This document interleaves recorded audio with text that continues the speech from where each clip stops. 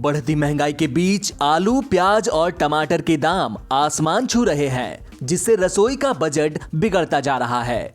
इसी बीच रसोई गैस की नई कीमतें राहत देने वाली है। सरकारी तेल कंपनियों ने तय किया है कि वे एलपीजी रसोई गैस सिलेंडरों के दाम में कोई बदलाव नहीं करेंगे।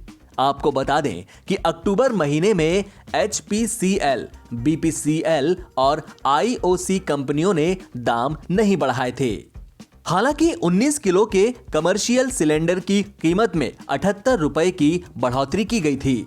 अभी सरकारी तेल कंपनियों ने रसोई गैस की कीमतें नहीं बढ़ाने का फैसला किया है। आखिरी बार 14.2 किलो वाले घरेलू सिलेंडर की कीमत जुलाई महीने में बढ़ी थी। उस समय इसकी कीमत में 4 रुपए की बढ़ोतरी की गई थी। उससे पहले जून में दिल्ली में गैर सब्सिडी वाले सिलेंडर की कीमत 11.50 रुपए बढ़ा दी गई थी, जबकि मई में इसकी कीमत 162.50 रुपए कम हुई थी। रसोई गैस के दाम चेक करने के लिए आपको सरकारी तेल कंपनियों की वेबसाइट पर जाना होगा। वहां पर कंपनियां हर महीने दाम जारी करती हैं।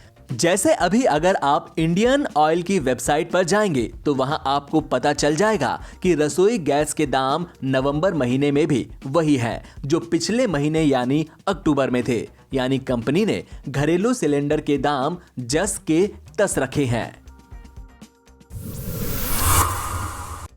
देश भर में बिजली की खपत इस साल अक्टूबर में 13.38% बढ़कर करीब 111 अरब यूनिट हो गई है। इसकी बड़ी वजह औद्योगिक और वाणिज्यिक गतिविधियों की ओर से बिजली की मांग बढ़ना है। बिजली मंत्रालय के आंकड़ों के मुताबिक अक्टूबर में देश की बिजली खपत 110.94 अरब यूनिट रही। पिछले साल अक्टूबर में यह आंकड़ा 97.84 अरब यूनिट था।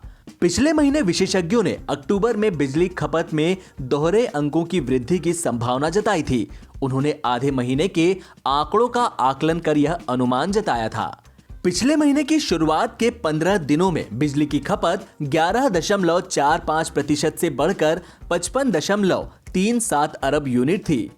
अक्टूबर 2019 की इसी अवधि के दौरान देश की बिजली खपत 49.67 अरब यूनिट थी।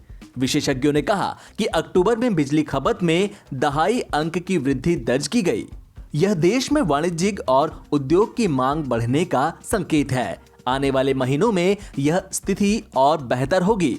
कोविड-19 के प्रसार को रोकने के लिए सरकार ने 25 मार्च को लॉकडाउन कर दिया था। तब बिजली की खपत कम होने लगी थी और बिजली क्षेत्रों को मार्च से अगस्त तक लगातार 6 महीनों तक मांग में कमी का सामना करना पड़ा। आंकड़ों के मुताबिक 6 महीने के अंतराल के बाद बिजली क्षेत्र की मांग में सितंबर में सुधार दिखना शुरू हुआ। भारत में लगातार तीसरे दिन कोरोना वायरस के एक्टिव केसेस यानी इलाज करवा रहे मरीजों की संख्या 6 लाख से नीचे बरकरार रही, जो अब तक सामने आए कुल मरीजों का केवल 6.97% है। केंद्रीय स्वास्थ्य मंत्रालय ने रविवार को यह जानकारी दी।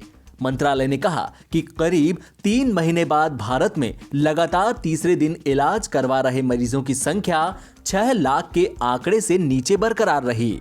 अलग अलग राज्यों और केंद्र शासित प्रदेशों में इलाज करवा रहे मरीजों की संख्या में कमी कोविड-19 के खिलाफ लड़ाई में मिल रही सफलता को दर्शाती है। मंत्रालय ने कर्नाटक का हवाला देते हुए कहा कि राज्य में पिछले 24 घंटे में इलाज करवा रहे मरीजों की संख्या में खासी कमी दर्ज की गई है। उन्होंने कहा कि इलाज करवा रहे मरीजों की संख्या में जारी गिरावट के चलते भारत वैश्विक स्तर पर प्रति 10 लाख लोगों में संक्रमित लोगों की सबसे कम संख्या वाले देशों में शामिल है। भारत में प्रति 10 लाख पर औसत मामले 5,930 हैं। वहीं 17 राज्य और केंद्र शासित प्रदेश में प्रति 10 लाख पर कोविड-19 के मामले राष्ट्रीय औसत से कम हैं। पीएम मोदी ने रविवार को बिहार में चुनावी रैली को संबोधित किया। इस दौरान समस्तीपुर की रैली में पीएम मोदी ने किसानों को लेकर सरकार की ओर से उठाए जा रहे कदमों की जानकारी दी। उन्होंने कहा कि बीजेपी ने बिहार में किसानों के लिए 1000 किसान उत्पादक संगठन यानी EFO बनाने का फैसला किया है। इसके अलावा केंद्र सरकार ने किसानों के लिए कृषि इंफ्रास्ट्रक्चर के लिए 1 लाख करोड़ का नया फंड भी बनाया है। जो कृषि सुधार किए गए हैं उनसे अब आलू, मक्का और दूसरी फसलों से जुड़े किसानों को भी बहुत लाभ होने वाला है। अब चिप्स के लिए, पॉपकॉर्न के लिए, पोल्ट्री फीड के लिए, फल सब्जी से जुड़े फूड प्रोसेसिंग उद्योगों के लिए रास्ता अब आसान हो रहा है। बिहार भाजपा ने इसके लिए किसानों के 1000 एफपीओज बनाने का भी संकल्प लिया है। वही केंद्र सरकार ने कृषि इंफ्रास्ट्रक्चर के लिए 1 लाख करोड़ रुपए का नया फंड बनाया है। किसानों के काम के लिए 1 लाख करोड़ रुपया।